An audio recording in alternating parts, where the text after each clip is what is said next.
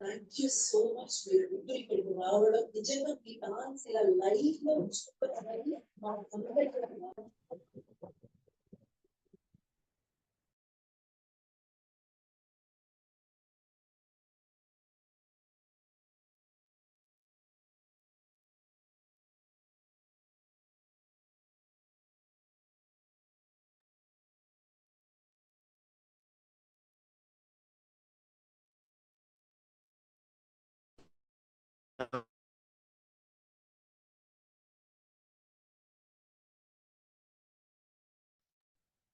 प्रतापा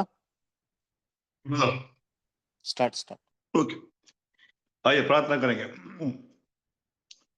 हमारे प्रेमी अनुग्रहकारी विश्वास योग्य अति सामर्थ्य दयालु परमेश्वर, राजाओं का राजा, प्रभुओं का प्रभु, आपको प्रभु जी से धन्यवाद देते हैं।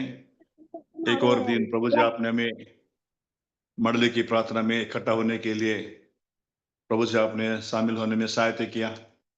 दिन भर के जीवन में प्रभु जी आपने हमें सहायता किया, संभाला। प्रभु जी एक और बार प्रभु जी आपके चरणों पे हम आते हैं, नम्र दिन बनते हो प्रभु जी। आपकी प्रभु जी पुत्र प्यारे प्रभु यीशु मसीह की उस कलवरी क्रूस पर बहे हुए सनातन बादशाह के लौह छिड़काव को हमारे आत्मदेह प्राण में लेते हुए प्रभु जी आपके चरण पे आते हैं। और प्रभु जी आज की सारी सेवकाई के भार को आपकी हाथों में हम सौंपते हैं। प्रभु जी आप हमें प्रभु सहायता करें, अनुग्रह करें। जितने भाई बहन को आपने जुटने में प्रभु जी आपने सहायता किया और अब जुटने वाले हैं प्रभु जी, उनको भी आप प्रभु समय में जुटने के लिए सहायता करें, ताकि थोड़ा समय हम क्यों न हो प्रभु जी आत्मा के साथ में, बुद्धि के साथ में, प्रभु जी समझ के साथ में प्रभु जी, और एक मन होते हुए प्रार्थना में समय बिताने के लिए प्रभु जी सहायता करें। स्तुति के द्वारा आपके नाम को ऊंचे सराहने में प्रभु जी सहायता करें। आपके दास को भी प्रभु वचन के लिए अभिषेक करें प्रभु जी, आप उनको सहायता करें ताकि आपके वचनों के द्वारा हमसे बात करते हुए उभारें, ताकि हम वचन के प्रकाश में प्रभु आपको चरण में आते हुए प्रार्थना करने के लिए प्रभु आपकी सहायता को चाहते हैं। एक बार फिर प्रभु जी समय को आपके हाथों में सौंपते हुए और सब बातों में आपकी अगुवाई को, आपके अनुग्रह को चाहते हुए धन्यवाद। हमारे विनती को प्रार्थना का प्रभु यीशु मसीह के नाम से मांगते हैं। पिता सुने और ग्रहण कीजिए, आमीन। सॉन्ग नंबर 722 हिंदी में, उसका हम लोग पहला, दूसरा, तीसरा और आखिरी गाएंगे। First, second, third and last. Hindi में 722, 722। तेलुगु में नहीं गाना ये।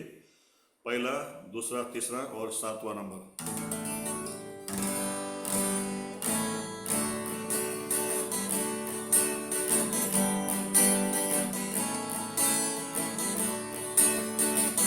यह जीवन यीशु के लिए बलिदान तुझे करना है। यह जीवन यीशु के लिए बलिदान तुझे करना है। आत्मा, प्राण और पूरे शरीर से प्रभु को सेवा करना है। आत्मा, प्राण और पूरे शरीर से प्रभु की सेवा करना है। यह जीवन यीशु के लिए बलिदान तुझे करना है। दिया प्रभु ने अद्भुत है पवित्र जीवन के लिए।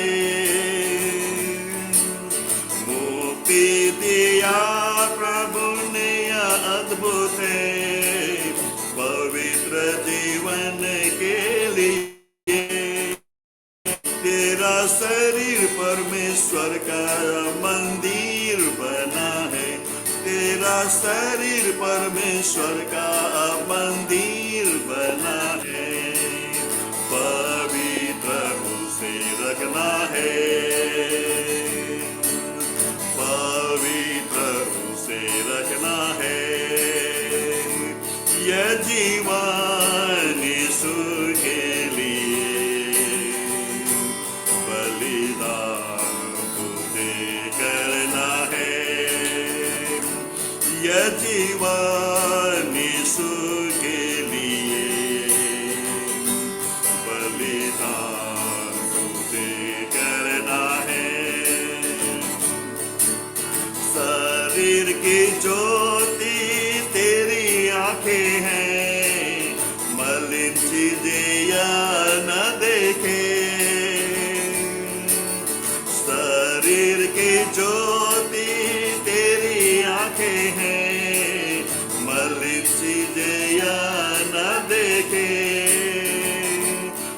बुरी बातें देखने से मलिन विचार आते हैं, बुरी बातें देखने से मलिन विचार आते हैं। सारा देह अंधेरा होता है, सारा देह अंधेरा होता है। यह जीवन यीशु के लिए बलिदान तुझे करना है, यह जीवन यीशु के लिए बलिदान तुझे करना है। होठों से तू कैसे बातें करता है, क्या शुद्ध तो नहीं है।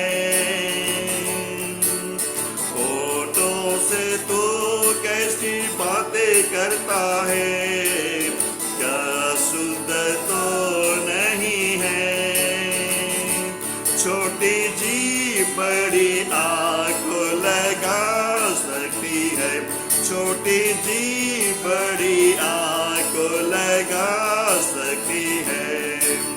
बस में उसे करना है, बस में उसे करना है। यह जीवन यीशु के लिए बलिदान करना है, यह जीवन यीशु के लिए बलिदान तुझे करना है।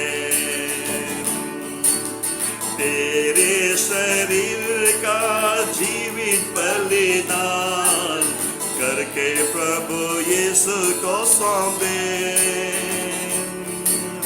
तेरे शरीर का जीवित बलिदान करके प्रभु यीशु को सौंप दे।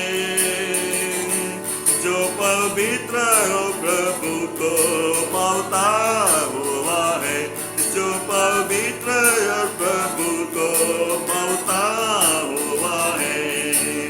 यह तेरी आत्मिक सेवा है, यह तेरी आत्मिक सेवा है। यह जीवन यीशु के लिए बलिदान तुझे करना है, यह जीवन यीशु के लिए बलिदान तुझे करना है। आत्मा प्राण और पूरे शरीर से प्रभु की सेवा करना है। आत्मा प्राण और पूरे शरीर से प्रभु की सेवा करना है। यह जीवन यीशु के लिए बलिदान तुझे करना है।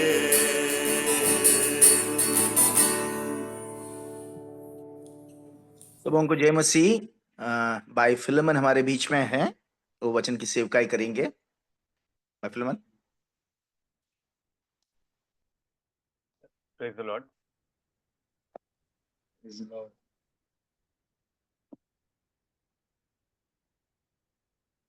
We'll turn to Luke's Gospel, chapter 10. लूका रचित सुसमाचार 10 अध्याय। లూకా స్వార్త 10వ అధ్యాయము 2వ వచనం. लूका रचित सुसमाचार 10 अध्याय 2रा वचन। The harvest truly is great, but the laborers are few. Pray ye therefore the Lord of harvest that he would send forth laborers into his harvest. उसने उनसे कहा, पके खेत बहुत है परंतु मजदूर थोड़े हैं, इसलिए खेत के स्वामी से विनती करो कि वह अपने खेत काटने को मजदूर भेज दे। పని విస్తారం గాని పని చేసే వాళ్ళు కొందరే. पके खेत तो बहुत है पर खेत की कटनी करने वाले बहुत कम है। అయితే ఆ పని పరిచర్య అవ్వాలంటే యేసుక్రీస్తు ప్రభువారు పెట్టిన షరతు ఏంటి అంటే ప్రార్థన చేయాలి. और उस कटनी के काम को अगर पूरा करना है तो प्रभु यीशु मसीह के द्वारा जो हमारे लिए जो शर्त रखी गई है वो ये है कि हमें प्रार्थना करना है. Church can never be stagnant. సంఘము స్టాగ్నెంట్ ఉండలేదు. और मंडली जो है कभी भी एक स्थगित नहीं रह सकता है. ప్రార్థించే సంఘం అయితే పంపించే సంఘం అవుతుంది. क्योंकि जब प्रार्थना करने वाली मंडली होगी तो वो जो है आगे बढ़कर भेजने वाली मंडली बनेगी. దేవుని సంకల్పాలను ఎరిగి, దేవుని చిత్తాన్ని ఎరిగి, దేవుని పని యొక్క అవసరతను ఎరిగి యవనస్తులను పురికొల్పి పంపించే సంఘమై ఉంటది. क्योंकि वो प्रार्थना करने वाली मंडली जो है परमेश्वर की मनसा को, परमेश्वर की इच्छा को, प्रणाली को समझकर उस अनुसार वो जो है जवानों को तैयार कर कर उनको प्रोत्साहित कर कर जो है खेत में भेजेगी. వీసి మనం గనక యేసుక్రీస్తు ప్రభువారు జీవించిన దినాల్లో మొదటిసారి ఆలయాన్ని ఆయన క్లీన్ చేసినప్పుడు ఆయన ఏమన్నాడంటే నా ఇంటిని వ్యాపార కేంద్రంగా మార్చకండి అన్నాడు. और नए नियम में जब प्रभु यीशु मसीह मंदिर में जाता है और मंदिर को साफ कर, उस संदर्भ में हम देखते हैं किस तरीके से प्रभु यीशु मसीह कहता है कि मेरे मंदिर को तुम एक व्यापार स्थान मत तब्दील करना. నా మందిరము సమస్త జనులకి ప్రార్థనా మందిరం అన్నారు. और उसने कहा कि मेरा मंदिर जो है सारे जहां के लोगों के लिए वो प्रार्थना का घर है. ఒకవేళ ప్రార్థన లేకపోతే అది ఏమైపోయే అవకాశం ఉందంటే వ్యాపార కేంద్రం అయిపోయే అవకాశం. क्योंकि उस प्रभु के घर के अंदर जिस दिन प्रार्थना स्थगित हो जाता है उस दिन वो व्यापार के केंद्र के समान तब्दील हो जाता है. 3 సంవత్సరాల తర్వాత 3 सालों के पश्चात at the end of his mission తన పరిచర్య అంతంలో యేసుక్రీస్తు ప్రభువారు ఆలయాన్ని మరలా క్లీన్ చేసినప్పుడు और 3.5 वर्ष की अपनी इस पृथ्वी पर की सेवकाई को पूरा करने के पश्चात जब मंदिर को फिर से साफ करने के लिए जब प्रभु यीशु मसीह पहुंचते हैं ఆయన ఏమన్నాడంటే నా ప్రార్థనా మందిరాన్ని మీరు దొంగల గుహగా మార్చారు అన్నాడు. और उसने कहा कि मेरे प्रार्थना के मंदिर को तुमने चोरों की भील के समान बना दिया है, कहता है. In the span of 3.5 years ఆ 3.5 సంవత్సరాల్లో వ్యాపార కేంద్రం కాస్త దొంగల గుహగా అయిపోయింది. ఎందుకంటే ప్రార్థన లేదు. क्योंकि देखिएगा कितनी भयानक बात है कि 3.5 वर्ष में ही वो एक व्यापार के केंद्र से तब्दील होते होते एक चोरों का भील बन गया है. Church can not be stagnant. That's what my point is. और मेरी ये आपको समझाना जरूरी है कि मंडली जो है स्थगित नहीं रह सकता है. దేవుని పనిలో మనం ముందుకు సాగే వారమైనా అయి ఉంటాము, లేకపోతే సాతానికి అవకాశం ఇచ్చి ప్రార్థన చేయని సంఘం అయితే వెనక్కి బ్యాక్ స్లైడ్ అయిపోయే వాళ్ళమై ఉంటాం. अगर हम परमेश्वर की मनसा को जानकर उसके अनुसार सेवकाई करने वाली मंडली के समान, प्रार्थना करने वाले मंडली के समान होने के बजाय हम पीछे हटकर फिसल जाने वाली मंडली के समान बन जाएंगे. There's a great example from the history of the church. और मंडली के चरित्र से बड़े उदाहरणों को हम देख सकते हैं. ఒక సంఘము మొరోవియన్ చర్చ్ అనే ఒక సంఘం ఉంది. मोरोवियन चर्च के नाम से, मोरोवियन मंडली के नाम से एक मंडली है. ఆ సంఘం యొక్క ప్రాముఖ్యత ఏంటంటే ఆ సంఘంలో జాయిన్ అయిన వాళ్ళు 90% ఆఫ్ దెమ్ మిషనరీస్ అయిపోయారంట. और उस मंडली की खासियत यह है कि जो कोई उस मंडली में जुड़ता था 90% लोग जो है वो मिशनरी बन जाता था. చిన్న సంఘము కానీ ఆ సంఘము అనేకులను ప్రపంచ వ్యాప్తంగా మిషనరీస్ గా పంపించిన సంఘం 15th century నుంచి 18th century వరకు కూడా. और 15वां शताब्दी से लेके 18वें शताब्दी तक जो है मंडली छोटे होने के बावजूद भी दूर दरार प्रांतों में विश्व भर में बहुत सारे लोगों को जो है प्रोत्साहित कर कर मिशन के काम पे भेज देता था. దానికి కారణం ఏంటి? उसका कारण क्या है? వాళ్ళు ఒక ప్రేయర్ మీటింగ్ స్టార్ట్ చేశారంట. और उन्होंने एक प्रार्थना का सभा आयोजित किया था. సో 48 మంది 48 పీపుల్ అనుకున్నారంట రోజుకి ఒక అరగంట మేము సంఘం కొరకు, సంఘక్షేమం కొరకు, పరిచర్య కొరకు ప్రార్థన చేస్తామని ఎట్ ఎనీ కాస్ట్ రోజుకి ఇంత సమయం మేము ప్రార్థన చేస్తామని నిశ్చయించుకున్నారు, చేశారు. और 48 लोग उस मंडली के जुड़कर उन्होंने इस तरीके से निर्णय किया कि चाहे कुछ भी क्यों ना हो जाए, हमारे काम काज को, हमारे सब कुछ को एक तरफ कर कर थोड़ा समय जो है हम हमेशा मंडली के लिए, मंडली की जरूरतों के लिए और आत्मिक लाभ के लिए जो लगातार प्रार्थना करेंगे। ఆ రీతిగా ఒక ప్రేయర్ మీటింగ్ స్టార్ట్ అయింది. చైన్ ప్రేయర్ అంటాం మనము మన చర్చల్లో. और हमारे मंडलियों में इसको चेन प्रेयर कर कर कहते हैं या फिर कोई और प्रार्थना कहेंगे, पर इस तरीके से उन्होंने 48 लोगों ने छोटी मंडली में ऐसा प्रार्थना का सभा आयोजित कर दिया। So round the clock 24 hours prayer was being made to God. और 24 घंटे जो है लगातार इस मंडली के लोग जो है प्रार्थना करते चले गए।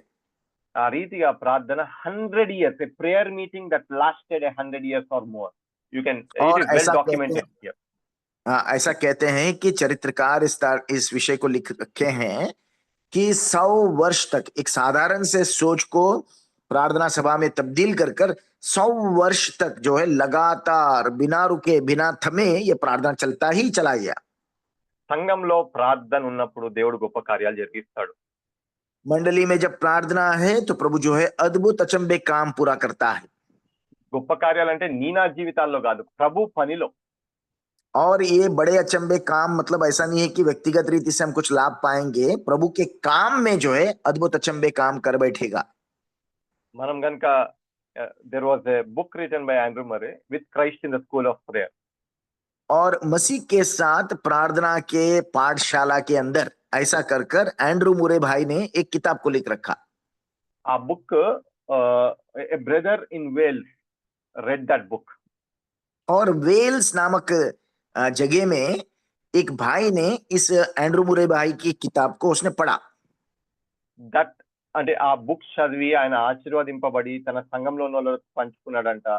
సంఘంలో ఉజ్జీవం వచ్చిందంట. ఆ సంఘం ఇతరులకు పంచుకున్నారంట. అక్కడ ఉజ్జీవం వచ్చిందంట. ఇన్ ఎ ఇయర్స్ और time 1904 to 1905 the whole country was on fire. और इस किताब को पढ़ने के बाद वो भाई जो है प्रेरित हुआ और प्रेरित होकर उसने व्यक्तिगत रीति से लाभ पाया प्रार्थना के द्वारा, और उसने जाकर अपने मंडली के साथ इस बात को बांटा और मंडली के अंदर बेदारी आई। और 1906 से लेके हाउ मेनी इयर्स 4 से 5, 1904 to 5. 1904 से लेके 1905 तक जो है पूरे देश में, वेल्स के पूरे देश के अंदर एक आग के समान ये प्रार्थना फैलता चला गया। It is said everybody came under the conviction of sin. और हर एक व्यक्ति उस देश में से हर एक व्यक्ति जो है प्रभु यीशु मसीह के उस कलवरी के क्रूस के काम के उस समझ के अंदर, उसके अधीनताई के अंदर आ गया। సో 1857 లో ఒక ఉద్యమం వచ్చింది న్యూయార్క్ లో. और 1897 साल में न्यूयॉर्क में एक बड़ा एक बेदारी आया। ఆ ఉద్యమము వచ్చినది ఐర్లాండ్ లో జనాలకు తెలిసిందంట. और ये बेदारी आया कर कर आयरलैंड के लोगों को ये बात पता चला। They sent a committee to और वहां से न्यूयॉर्क. लोगों ने कुछ एक छोटे से झुंड को इस बेदारी के पीछे मर्म क्या है समझ के आओ कर कर एक छोटे से झुंड को उन्होंने न्यूयॉर्क भेज दिया। మనం ఆశ్చర్యపోతాం దానికి కారణం ఏంటో తెలియదు. और उस वो जाने के बाद उन्होंने जो समझा उसको अगर हम सुनेंगे तो हम अचंभे हो जाएंगे। ల్యాండ్ ఫియర్ అనే ఒక దైవజనుడు వాళ్ళ చర్చ్ లో ప్రతిరోజు మధ్యాహ్నము ప్రార్థన కూడిక పెట్టాడు. Every day afternoon. लैंडस्फियर ల్యాండ్ ఫియర్ लैटफियर करके एक भाई ने अपने मंडली में न्यूयॉर्क में हर दोपहर को उसने एक प्रार्थना का सभा आयोजित किया था। ఒక్కో రోజు ఒకళ్ళు వచ్చేవాళ్ళంట, ఇద్దరంట, ముగ్గురంట, కానీ ఆపలేదు. और ऐसा कहा जाता है कि न्यूयॉर्क के नगर के बीच में दोपहर को जब ये प्रार्थना आयोजित किया जाता था, कभी कभी एक व्यक्ति आता था, कभी 2 या 4, बस इतने छोटे छोटे तादाद में लोग जो है आकर प्रार्थना में समय को बिताते थे। కానీ ఆయన డిసప్పాయింట్ అవ్వలేదు. హీ పర్సివియర్డ్. पर ये भाई जो है निरुत्साहित नहीं हुआ, पर इस प्रार्थना के आयोजना में जो है बना रहा। 1 year లేటర్, ఒక సంవత్సరం అయిపోయింది. और 1 साल इस तरीके से ही बीतता चला गया। Every church in New York was filled with prayer. और न्यूयॉर्क के हर एक मंडली के अंदर प्रार्थना का एक बोझ आ गया। ఒక వ్యక్తి ఆ దినాల్లోనే New York to Chicago 900 kilometre ride వెళ్ళాడండి. और उन्हीं दिनों में एक व्यक्ति जो है न्यूयॉर्क से निकलकर 900 किलोमीटर की दूरी पर चिकागो में चला गया। ఆయన అన్న సాక్ష్యం ఏంటంటే every stop I was seeing the same spirit of prayer. और हर एक जगह जहां मैं रुक रुक कर जाता था, हर रुकने के स्थान पर मैं उसी प्रार्थना के एक भोज को मैंने देखा। Prayer halls, theatres, public places అన్నింట జనాలు కూడుకొని ప్రార్థన విజ్ఞాపనలు చేసేవాళ్ళు. और उन दिनों में बेदारी इस तरीके से थी कि चाहे वो प्रार्थना का मंदिर क्यों ना हो, कोई बस स्टॉप क्यों ना हो, होटल क्यों ना हो, सिनेमा घर क्यों ना हो, हर जगह सब कुछ बंद कर कर वो लोगों ने प्रार्थना करना शुरू कर दिया। when there is perseverant prayer, సంఘము ఎడతెగక ప్రార్థన చేసినప్పుడు సంఘం ద్వారా దేవుడు తన ఉజ్జీవ జ్వాలను రగిలిస్తాడు అనడానికి ఇది రుజువు. और ये उदाहरण जो है उस बात को साबित करता है कि जब मंडली बिना रुके बिना थमे प्रार्थना में बना रहता है, प्रभु जो है उस मंडली को इस्तेमाल करते उस सारे प्रांत में, देश में जो है एक बेदारी के आग को लगा देता है। అపోస్తల కార్యం 13 అధ్యాయానికి వద్దాం. మొదటి और 4 వచనాలు. प्रेरितों के काम 13 अध्याय के पहले 4 वचनों को हम देखेंगे। నాకు తెలిసి సంఘ చరిత్రలో ఇది అన్నిటికంటే గొప్ప సంఘటన.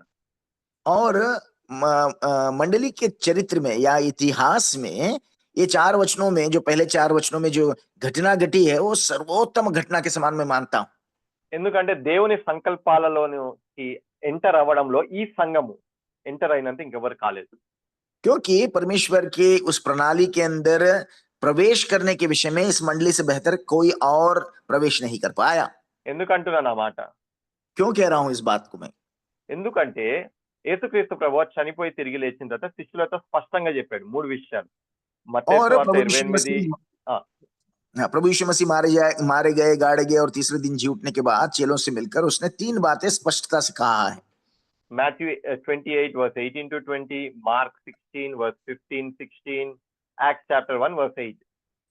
और इन बातों को जो है प्रेरितों के काम 1 अध्याय के 8 वचन, मार्कुस रचित सुसमाचार 15 अध्याय के 16 वचन में और मत्ती रचित सुसमाचार 28 अध्याय के आखिरी 2 वचनों में इन बातों को देखते हैं। సర్వ సృష్టికి వెళ్ళి సువార్త చెప్పండి, ప్రతి చోట శిష్యులను చేయండి, ప్రతి చోట సాక్షి. No limit at all. और उसमें कोई रोक टोक के बगैर प्रभु यीशु मसीह ये आज्ञा देता है कि सब जातियों के लोगों के पास तुम जाकर सुसमाचार सुनाओ और उनको पिता पुत्र पवित्र आत्मा के नाम से बपतिस्मा दो और उनको चेले बनाओ कर कर कहता है। అపోస్తల కార్యం 12 అధ్యాయాలు వచ్చేసరికి 10-12 సంవత్సరాలు అయిపోయింది ఇప్పటికే సంఘానికి. और प्रेरितों के किताब का के 12 अध्याय जब पूरा होते, मंडली शुरू होकर कम से कम 12-13 वर्ष पूरे हो चुके हैं। అయినా గానీ అన్య జనులకి సువార్త ఇవ్వడానికి ఇష్టపడట్లేదు, మీరు చూడాలి.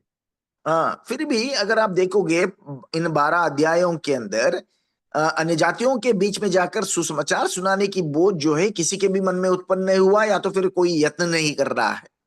పేతురు కొర్నేలి ఇంటికి వెళ్ళాడు, దేవుడు దర్శనం ఇస్తే అంతవరకే. ఫిలిప్పు కందాకే రాణి దగ్గర పనిచేసే నపుంసకుడికి సువార్త ఇచ్చాడు. ఎస్, అవును. सच है कि प्रेरित पतरस जो है कुरनेली के घर पे तो गया, अन्य जाति होने के बावजूद भी उसको सुसमाचार सुनाया। और उसके बाद जो हम देखते हैं फिलिप जो है उस खोजे को जाकर रथ पर चढ़कर सुसमाचार सुनाता है, बपतिस्मा देता है। बस इतना तक ही है, उसके आगे वो अन्य जातियों के बीच में चले गए ऐसा तो नहीं देखते हैं। ఇన్ జనరల్ యూదులకి వాళ్ళు ఎంత స్వాతంత్రంతో సువార్త చెప్పుకుంటూ వచ్చారో అన్య జనులకి చెప్పడానికి వాళ్ళు పెద్ద ఇష్టపడతా రాలేదు. हाँ, सर्वसाधारण रीति से अगर हम इसको देखेंगे, यहूदियों के बीच में चलते फिरते सुसमाचार देने में जो इच्छा वो प्रकट करते थे, वो अन्य जातियों के बीच में सुसमाचार प्रकट करने के विषय में उतना आगे नहीं बढ़ते थे। అయితే అంతియోక్య సంఘము ఆరంభించబడ్డది. पर उस समय में अंतियोकिया का कलीसिया जो है आरंभ हुआ है। అయితే అది ఎట్లొచ్చిందంటే స్టెఫెన్ దినాల్లో కష్టాలు వచ్చినప్పుడు, శ్రమలు వచ్చినప్పుడు సంఘం అంతా చెదిరిపోయింది. और स्टेफनुस के समय में पथरवाह कर उसको मार दिया गया है, क्लेश आया, मंडली का तितर बितर होना, इस बात को हम देखते हैं। అంతియోక్య వరకు వాక్యం వెళ్ళింది, अंतियोकिया तक जो है सुसमाचार चला गया। అయితే అప్పుడు సైప్రస్ అండ్ సిరియన్ కి సంబంధించిన వాళ్ళు కొంతమంది అంతియోక్యకు వచ్చి అన్యులకి కూడా సువార్త చెప్పారు. 11 అధ్యాయం 20 వచనంలో. और 11 अध्याय के 20 वचन में हम देखते हैं साइप्रसवासी और Cyrene. और अंतकिया के लोग में जो है आकर सुसमाचार सुनाने के लिए इच्छा प्रकट करते हैं। To the Gentiles also. अन्य जातियों के बीच में सुसमाचार सुनाने के लिए वो इच्छा प्रकट करते हैं A small church is formed. और एक छोटा मंडली आरंभ होता है। ఎరుషలేంలో ఉన్న పెద్దలకి ఈ విషయం తెలిసింది. और यरूशलेम के बड़े भाइयों के बीच में ये बात पता चला బర్నబాస్ ని పంపించారు. और उन्होंने बरनबा को भेजा వాక్యం చెప్పాడు ఆయన. और वो जाकर वहां पर वचन देता है అనేక మంది సంఘానికి యాడ్ అయ్యారు. और बहुत सारे लोग जो है मंडली में जुड़ जाते हैं। ఆయన లిమిటేషన్ తెలుసుకొని వెళ్ళి పౌలుని తీసుకొస్తాను, కలిసి పరిచర్య చేస్తాను 1 year. और वो अपने कमी गटी को पहचान कर उसके बाद जाकर पौलुस को ले आता है और उसके बाद 1 साल की सेवकाई होती है। సో మీరు చెప్పాలి ఒక 2 సంవత్సరాలు సేవ అయింది ఇప్పటిదాకా. और अब इस बीच में इस दरमियान 2 साल का सेवकाई जो है वहां पर पूरा हुआ है। అయితే ఈ ఈ సంఘంలో ఒక ప్రవక్త లేచి అంటాడు, ఎరుషలేంలో ఇప్పుడు కరువు ప్రపంచం అంతా కరువు రాబోతుంది అంటే ఎరుషలేంలో ఉన్న పరిశుద్ధుల కోసం కొంచెం మనీ పౌలుకి బర్నబాకి ఇచ్చి పంపిస్తారు. और एक उनके बीच में एक नबूवत करने वाला एक संत जो है खड़ा होकर नबूवत इस बात को करता है कि सारे जगत में एक बहुत बड़ा अकाल का समय आने वाला है। इस कारण से आइए हम सब मिलकर एकजुट होकर थोड़ा पैसा इकट्ठा कर कर यरूशलेम के पवित्र जनों के लिए हम कुछ भेंट पौलुस और बरनबा के हाथ से भेज देंगे। ఈ పైసలు తీసుకొని పౌలు బర్నబా ఎరుషలేంకి వచ్చారు. और पौलुस और बरनबा जो है अब इस समय में उस इकट्ठा किए गए धन को जो है लेकर वो यरूशलेम में पहुंचते हैं। ఏమవుతోంది జెరూసలేంలో అప్పుడు? और उस समय में यरूशलेम में क्या हो रहा है? యోహాను సహోదరుడైన యాకోబుని హేరోదు చంపించేశాడు, పేతురుని జైల్లో పెట్టాడు. और उस समय में हम देखते हैं याकूब को हेरोदियस ने मरवा डाला और हाथ बढ़ाकर पतरस को पकड़कर कैदखाने में बंद भी करवा दिया। సంఘము ఎడతెగక ప్రార్థన చేసుకుంటూ వచ్చింది. और उस समय में हम देखते हैं किस तरीके से मंडली जो है बिना रुके वो प्रार्थना करता गया है దేవుడు జవాబుగా పేతురుని విడుదల చేస్తా వచ్చారు. और उसके उत्तर में प्रभु जो है पतरस को उस जेल खाने में से आजाद कर देता है। ఇదంతా అవుతున్నప్పుడు పౌల్ బర్నబాస్ జెరూసలేంలో ఉన్నారు. और ये सारी बातें जब वो घट रही थी तो यरूशलेम के भीतर पौलुस और बरनबा भी थे వాళ్ళకి డబ్బులు ఇచ్చేసి తిరిగి వస్తున్నారు. और वो पैसा देने के बाद वो लौट कर जाने वाले हैं। But they are coming back with a great spiritual lesson and principle. और लौटने के समय में उनके मनों में उन्होंने एक बहुत बड़े आत्मिक सिद्धांत को और पाठ को सीख रखा था। సంఘము ప్రార్థన చేస్తే దేవుడు భూమిని కంపింపజేస్తాడు, ఘన కార్యాలను జరిగిస్తాడు, కంటికి కనబడనివి, చెవికి వినబడనివి, హృదయ గోచరం కాని కార్యాలను దేవుడు జరిగిస్తారు అని అనుభవించి వస్తున్నారు. Experience them. क्योंकि उस समय में पतरस को प्रभु ने किस तरीके से मंडली की प्रार्थना के कारण से छुड़वाया, उस बात को उन्होंने अनुभव पूर्वक जाना। तो उनकी सीख ये हो गई थी कि मंडली जब एकजुट होकर प्रार्थना करता है, भूडोल हो सकता है, कैदखाने खुल जा सकते हैं, अपने हाथों के बेड़ियां जो जकड़ने वाले संकल जो है टूट कर गिर जाएंगे और प्रभु अपने लोगों को रिहा कर देता है। ऐसे बहुत अद्भुत पाठ को सीख कर मंडली की प्रार्थना की शक्ति को समझकर अनुभव पूर्वक समझकर जो है अब लौट कर जा रहे हैं। అంత్యోక్యకి తిరిగి వచ్చారు. अब अंतकिया में लौट कर आए हैं। వాళ్ళు అదే చెప్పారు, ఇగో ఇట్లా వెళ్ళాము, ఇట్లా డబ్బులు ఇచ్చాం, ప్రేయర్ మీటింగ్ అయింది, ఇట్లా దేవుడు చేశాడని సాక్ష్యం ఇచ్చారు. आपने भेजा तो हम पैसे लेकर यरूशलेम में पहुंचे, उन लोगों को हमने दिया और उसके बाद वहां पर ऐसा एक प्रार्थना का सभा हुआ और प्रभु ने किस तरीके से उत्तर दिया इस बात के बारे में अनुभव पूर्वक जो भी उन्होंने अनुभव किया उसको अपने मंडली के बीच में बांट दिया। అప్పటిదాకా అంత్యోక్య సంఘం was a church that was being taught. మనం గుర్తుపెట్టుకోవాలి 11వ అధ్యాయం 25, 26లో చూస్తే దినదినము పాటిస్తా వాక్యము బోధించబడుతున్న సంఘం.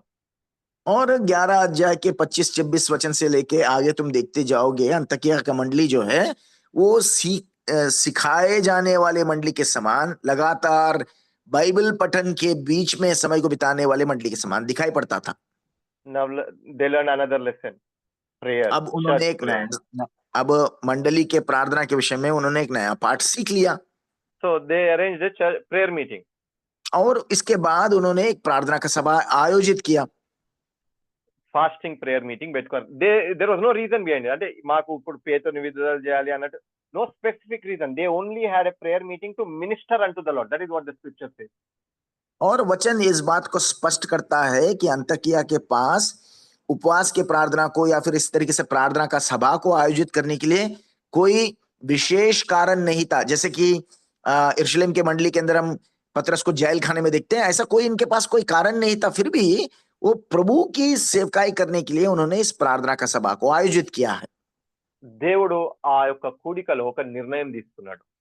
और उस समय में प्रभु ने उस प्रार्थना की सभा में एक निर्णय कर बैठा है।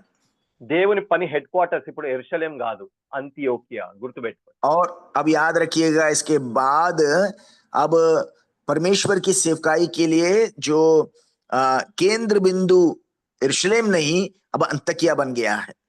ఇక్కడ నుంచి దేవుడు ప్రపంచం अब- మొత్తానికి సువార్త పంపిస్తా ఉన్నాడు. और इस स्थान को अपना केंद्र बनाकर प्रभु जो है अपने उद्धार के सुसमाचार को जगत के चारों ओर भेज देता है। Corinth, Ephesus, Rome, all the world, అంటే అప్పుడు తెలిసి ఉన్న ప్రపంచానికి మొత్తానికి సువార్త వెళ్ళిపోయింది ఈ సంఘం నుంచి. और जितना जगत को उन दिनों में लोग जानते थे, चाहे वो कोरिन्थ हो, एफेसस हो, आसिया माइनर हो, जो उनके समझ में आन पड़ता था, उस सारे जगह में इस मंडली से निकलकर सुवार्तिक चले गए थे। అంత గొప్పగా సేవ జరిగింది. It started with Paul and Barnabas. और ये इतनी महान रीति से सेवकाई पूरी की गई और इसका आरंभ जो है पौल और बरनबा के साथ द्वारा हुआ है। ఎందుకైంది అట్లా? क्यों हुआ है? సంఘము ఏ కారణం లేకుండా ప్రార్థన ఆరంభించింది. దేవుడినే కారణంగా కలిగి, దేవుని సేవనే కారణంగా కలిగి ప్రార్థన చేసింది.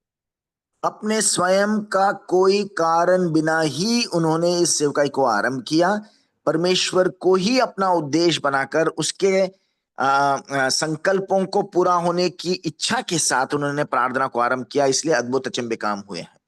మనం కూడా సంఘంగా, हम भी मंडली के तौर पर, చిన్న సంఘమైనా పర్వాలేదు, और चाहे छोटी मंडली क्यों ना हो, దేవుని సంకల్పాలు చిన్న సంఘమైనా పెద్ద సంఘమైనా ఆయన సంకల్పం ఒకటే.